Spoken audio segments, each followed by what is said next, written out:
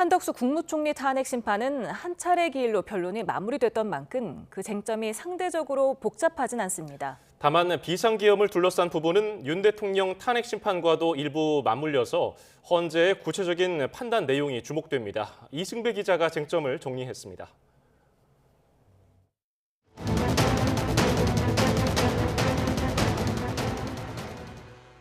한 총리 탄핵 소추 사유는 비상계엄 이전과 비상계엄 당시 총리로서 한 행위, 이후 대통령 권한대행으로서 내린 결정들까지 모두 5가지입니다. 대표적인 건 비상계엄 당시 한 총리의 행위를 파면할 만큼 중대한 법 위반이라 볼지 여부입니다. 국무회의는 사실상 없었고 간담회 수준의 흠결 많은 국무회의를 수수방관한 책임이 큽니다.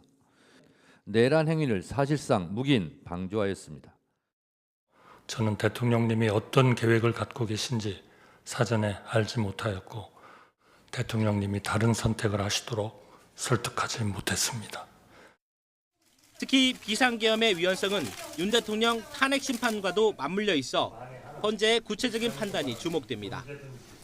이후 대통령 권한대행이 된 한 총리가 내란 상설특검 후보자 추천을 의뢰하지 않은 것, 국회가 선출한 헌법재판관 후보자를 여야 합의 등을 이유로 임명하지 않은 것도 쟁점입니다.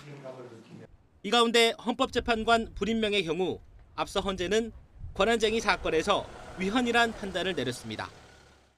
대통령은 법적 하자가 없는 한 국회가 선출한 헌법재판관 후보자를 임명할 헌법상 의무가 있고 권한대행 역시 마찬가지라고 판시한 건데 헌재는 이 사유가 한 총리를 탄핵할 만큼 위헌, 위법한지를 따져 결론을 내릴 전망입니다.